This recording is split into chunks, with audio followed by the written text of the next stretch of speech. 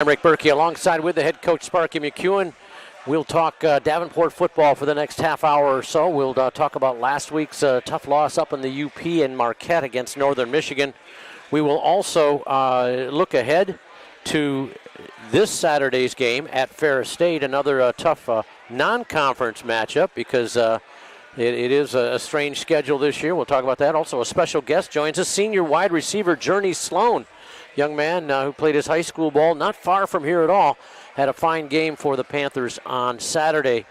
But we'll talk about that. First, we welcome the Coach McEwen joins us right now. And let's talk a little bit about the game Saturday. Boy, I tell you what, first two of your first three possessions in the first quarter, you march it right down the field, knock them backwards a little bit on a number of plays, run it in. The best your offenses look for one quarter so far this year.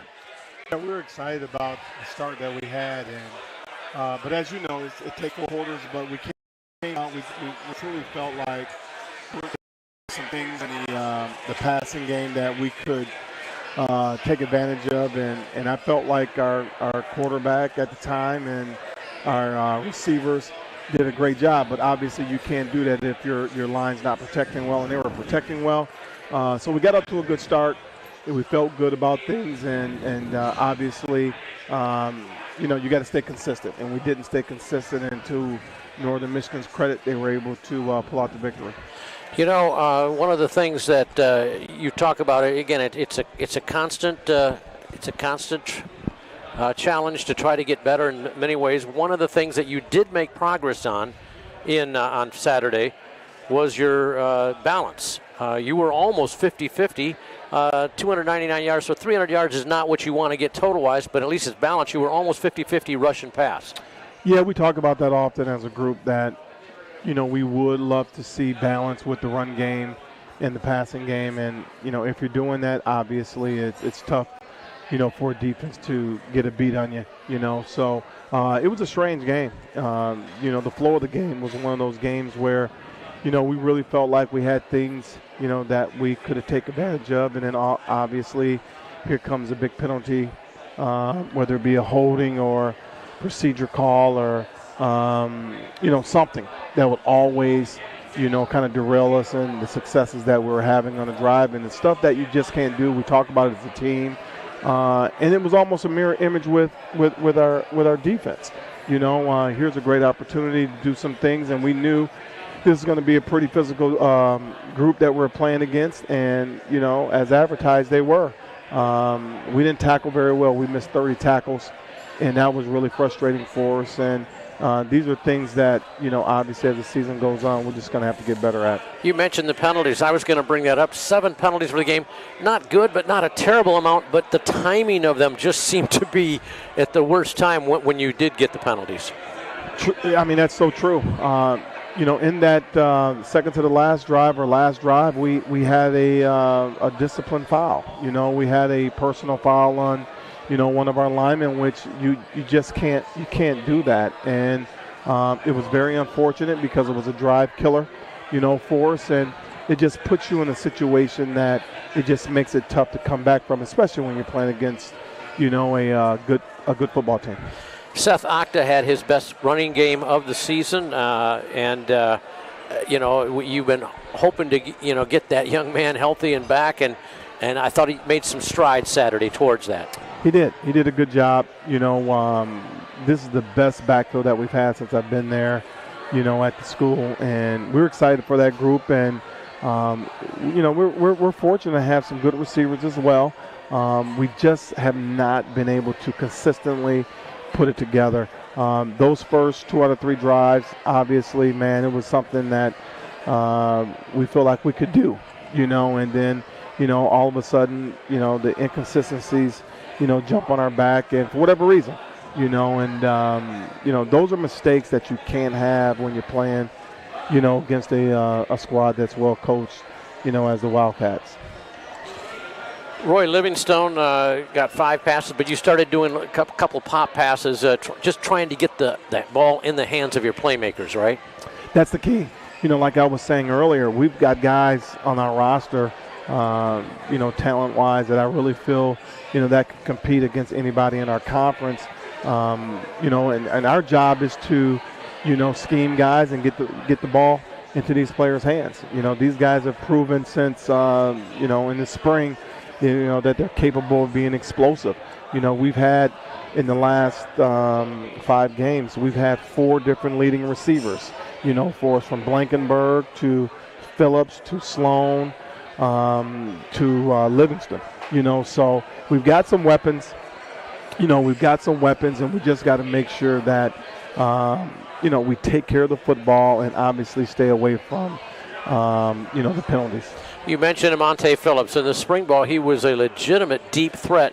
What do you need to do to get him and get a deep game going with him? Well, part of that is the defense.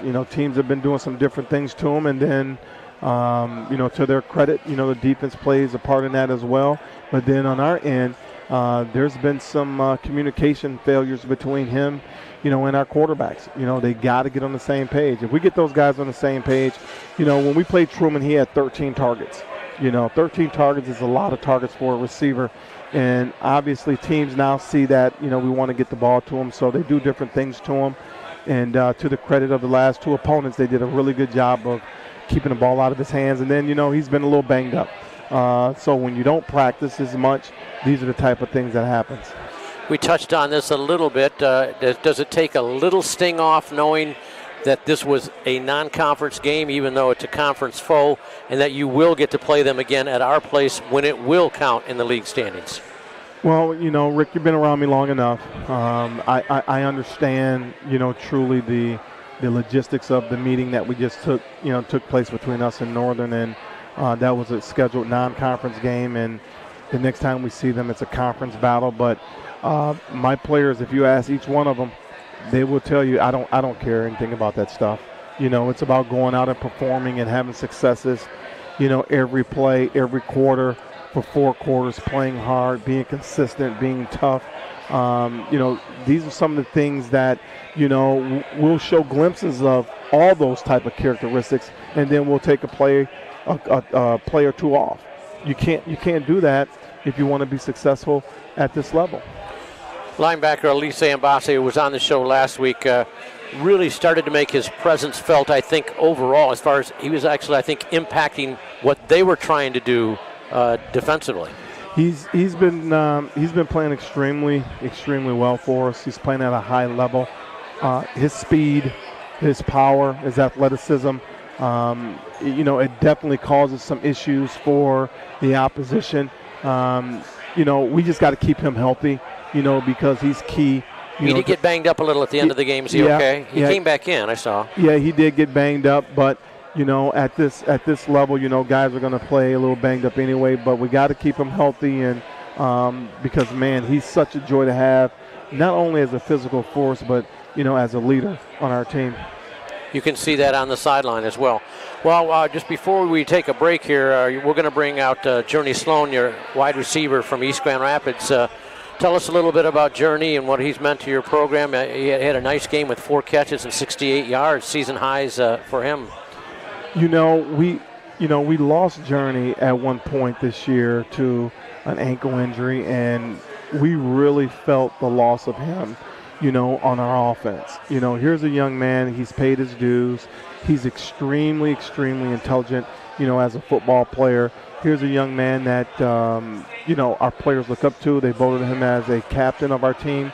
And, he happens to be an East Grand Rapids product. He comes, from a great high school, well-coached kid. And he takes care of business, man. This is one of the guys that, these players, they look up to. And he's able to, I tell you what, he scores better on the tests than quarterbacks do when it comes to certain things. This guy is extremely intelligent. He knows all the positions, and he's got to be on the field for us. He's that good. So he's playing well. We got to continue to get the ball to him more, because he's a guy that can impact the game as well. And we got a long season. We got to keep him healthy as well. And if we keep him healthy, he's going to continue to do good things for us. All right, Coach, why don't you go enjoy that good Uccello's food. We will take a break, and we'll come back and visit with Journey Sloan as we continue with the Davenport Coaches Show, live from Uccello's in Caledonia. Stay with us. West Michigan homebuyers, if you're considering lenders, please contact Mario Flores at 231-638-0200 at Van Dyke Mortgage on the Lakeshore. It's a wonderful time to be in the market for a mortgage when you choose Van Dyke Mortgage on the Lakeshore.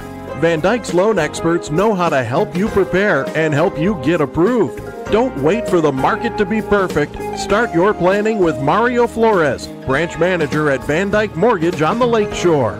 Mario Flores, NMLS number 135862. Van Dyke Mortgage Corporation, Corp. NMLS number 3035. 231-638-0200. MarioFlores.VanDykeMortgage.com. Van Dyke Mortgage is an equal housing lender. NMLSConsumerAccess.org.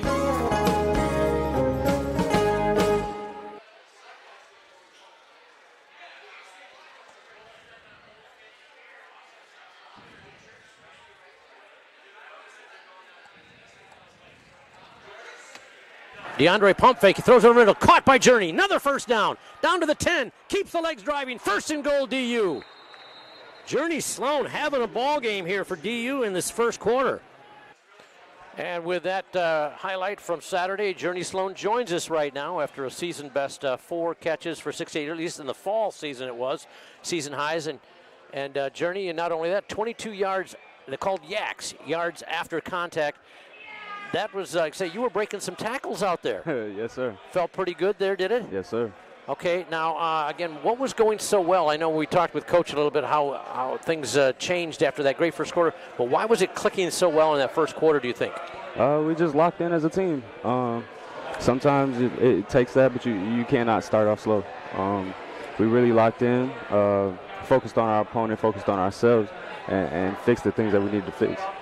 Now, you had a big game in the spring, too. In our spring ball, you had 8 catches, which is a career high for you in one game.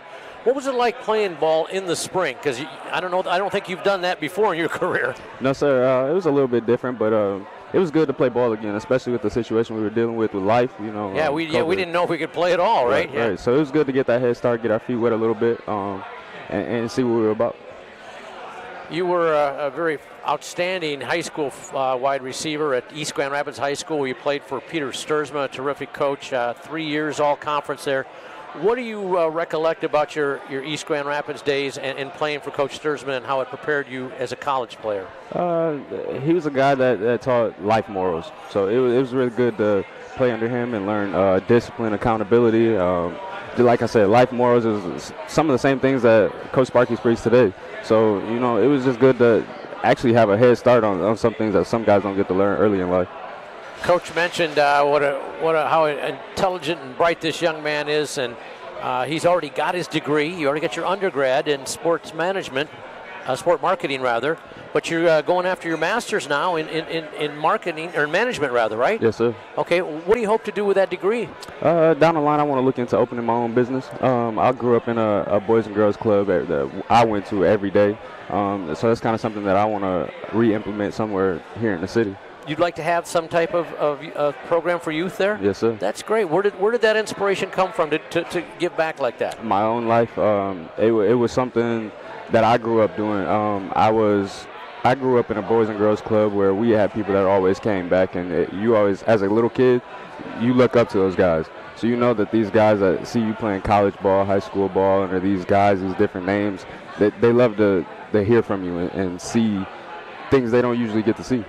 Speaking of your past journey, it seems that most people have one person back in their youth that really was instrumental in helping them, change their course of their life. They motivated you, or they inspired you, or they set you straight when you needed it.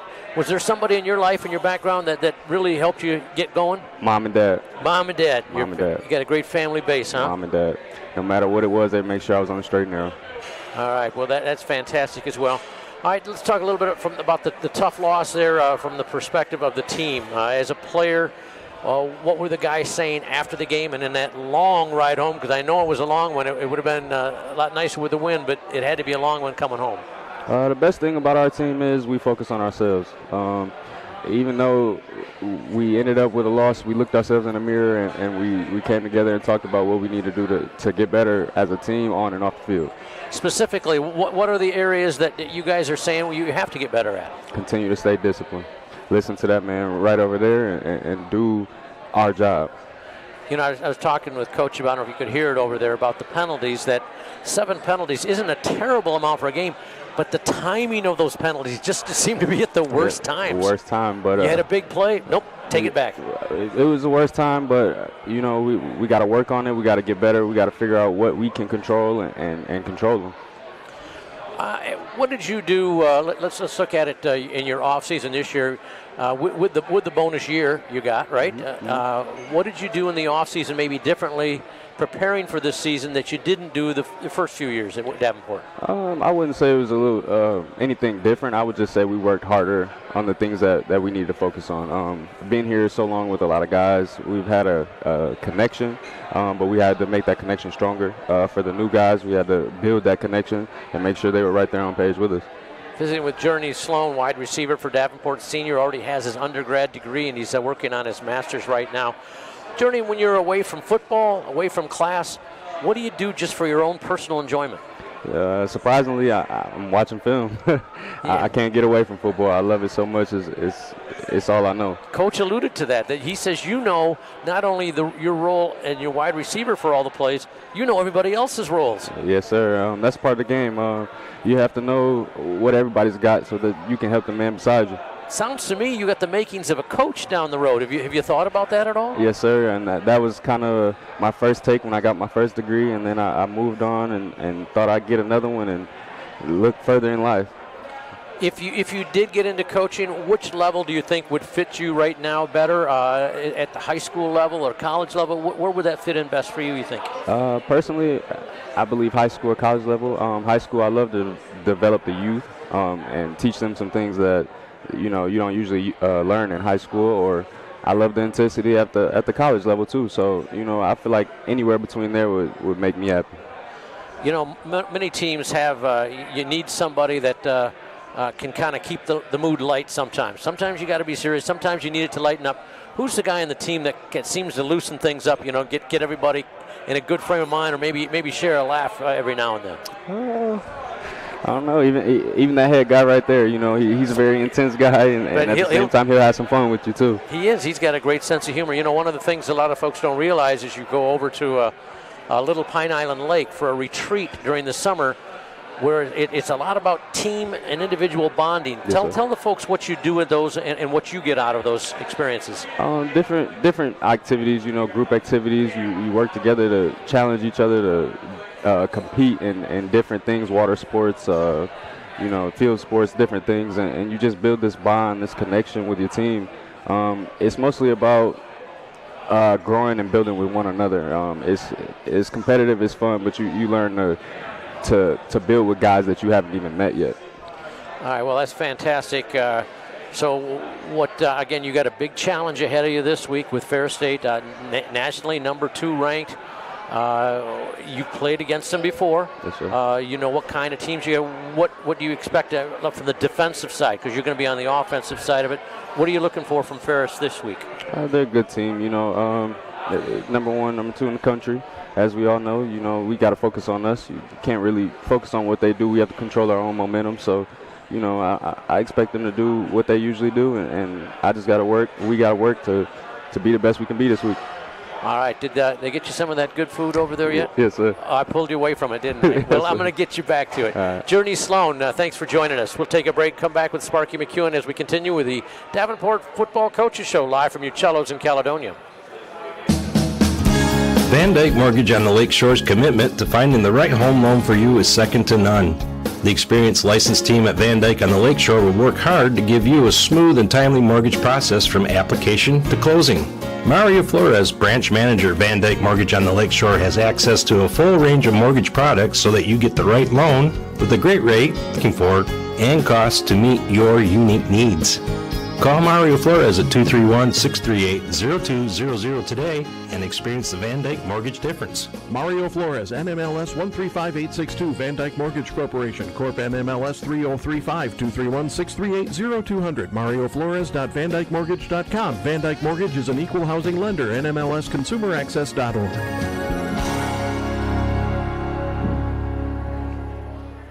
And we roll on with the Davenport Football Coaches Show, coming to you live from Uccello's in Caledonia. Coach Sparky McEwen joins us right now to look ahead to this Saturday's matchup. 3 o'clock, by the way. If you're watching us live on YouTube or wherever you take in the Coaches Show, we're back here live on Tuesday nights at 7, YouTube and Facebook Live. But also maybe listening to us as a prelude to our game. We rerun this broadcast, the audio broadcast, on our Dan network before that. So we're heading up to Davenport football at the top of the hour here on the Dan if you're listening to us before that. But Davenport does go to Ferris State for a 3 o'clock game at FSU. Kind of unusual time, Coach. Normally they play either at 1 or they play at 7, but it's homecoming for them. They're going to play it at 3 o'clock. And just in general terms, whether the game's at 12 o'clock or 7 o'clock, does that affect your preparation at all differently? A little bit after the game, but we like our noon starts, and as a coach, coaches can appreciate that, but we know when it's homecoming, there's a lot of other things that come into play, and that's outside of football. Football coaches, though, we're different. We want our time. We're creatures of habit, and preparation is big for us. And when you play a noon start game, you got plenty more time to prepare for a game versus a game that's a later start. But it's homecoming for them, and it's a big game, for us. And our guys know that the opponent that we're playing is, as advertised, extremely high in the country. I think 1 or 2 in the country. So they know who we're playing, and they know that they're going to have to be at their best in order to go in there and win a game. Well, they played last Saturday. They had a conference game against Saginaw Valley, a score that raised more than a couple eyebrows across the GLIAC. 47-45, Ferris State beat Saginaw Valley in overtime. Saginaw Valley scored a touchdown on the final play of regulation. And I don't know if they thought about going for 2 for the win, but instead they kicked the extra point, went into overtime where Ferris State won by 2, 47-45. And again, that score surprised a lot of folks, but there are also some parts behind the score that might explain why Ferris State was taken right to the very limit. Yeah, there was a well-played game in regards to how hard both teams played. Things happen during the course of a football game, and it drives coaches crazy. And for whatever reason, you look up and there's 7 turnovers. Yeah, you mentioned that Ferris State had 7 turnovers. How many games have you ever seen in college football where a team committed 7 turnovers and won? I've never seen that in pro football, high school football, or obviously collegiate football. So that tells you one thing in my mind. That's how good that team is that we have to line up and play against. Saginaw came out, give them credit. They were given opportunities, and they made the most of them. And you have to give Ferris, credit. And when you look at that game, they came out of that game with 7 turnovers, and they're sitting here at 3-0. And that's all that matters. That's all that matters. Now, what you do after that, I don't care what anyone says, but Tony is extremely, extremely proud of his boys to overcome 7 turnovers and still pull out the win. And it tells you about their culture. It shows you the resiliency they have, the never, say die mentality. And he's just done a great job with that group up there and those kids. Those kids believe, and that's how you turn it over 7 times and win. Well, they played 2 quarterbacks, but their number 1 QB was on the sideline in street clothes, right? Yeah, it doesn't matter. It doesn't matter. Yeah. With their system, they can plug them in, right? Yeah, it doesn't matter. The guy that played, I think he had 7 touchdowns. He may have been player of the week in the nation. I don't know, but it's a scheme as advertised, offensively and defensively. The kids buy into the coaching philosophy. The kids know what's expected of them. And that's why they're able to plug and play. Well, the respect is obvious that you have for that program, having been, so close to Tony through the years. What are the how do you balance telling your guys to respect that opponent and yet understand they're human like everybody else? Well, it's, you just have to look at the reality of it. The reality of it is what it is. These guys have, over the course of time, have built an incredible record. They're playing extremely, extremely well at a high level. They've got a tremendous win streak going on. If you don't respect that, then you don't need to be part of this sport. But with that being said, you still have to line up and play the game. Our guys know that we talk about what we can control, and what we can control is who we are and our output, our efforts daily. So we can't get caught up into exactly the win streak. We can't get caught up into all those other things. We got to get caught up into things we can control, and that's who we are. We can't have a silly penalty to kill one of our drives, a silly penalty to extend the drive for the opposition.